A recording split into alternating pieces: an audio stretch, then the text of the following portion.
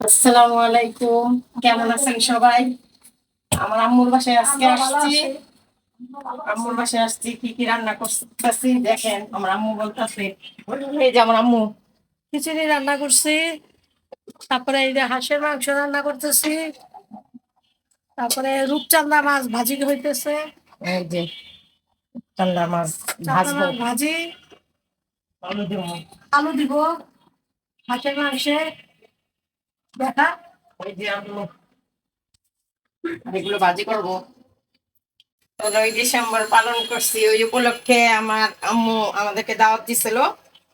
কালকে আমরা পিকনিক করছি, আজকে এগুলো রান্না করব।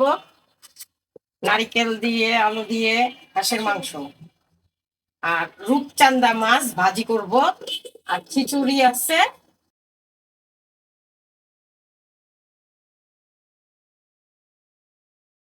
আপনাদের রাত্রে সকলে আসেন, আপনাদের নিমন্ত্রণ দেওয়া হইলো।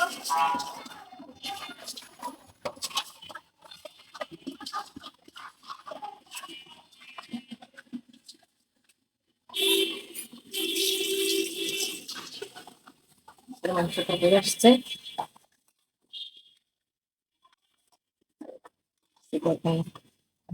শীতের সিজন তো, ওই জন্য হাঁসের মাংস রান্না করলো আমার আম্মু। এই যে আজকে আমরা আবার ভাপা পিঠা বানাবো।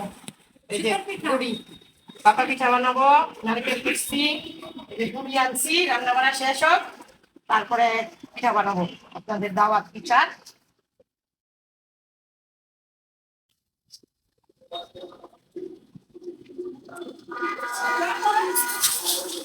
আমরা এখন মাছ ভাজবো, খিচুড়িটা গরম হইব আর একটু হয়ে আসছে, তারপরে মাছ ভাজবো, তারপরে আমাদের দুপুরের খাবারের জোগাড় শেষ হয়ে যাবে।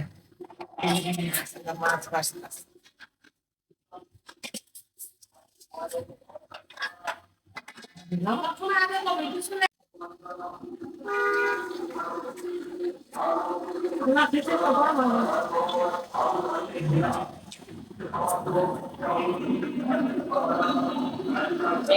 চাঙ্গা মাছ শুধু ভাজবো।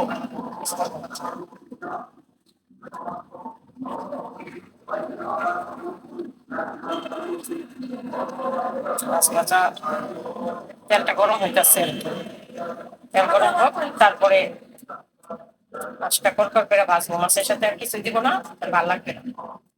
ভাজার জন্য বড় বড় করে কাটা হচ্ছে।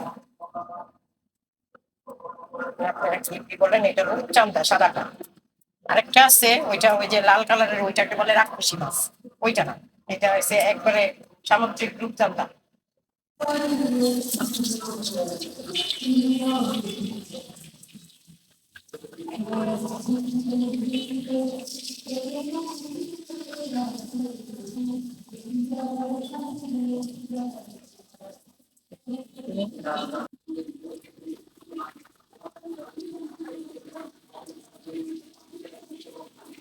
আরেকটু হবে হাঁসটা, তারপরে আলু দিয়ে দেবো।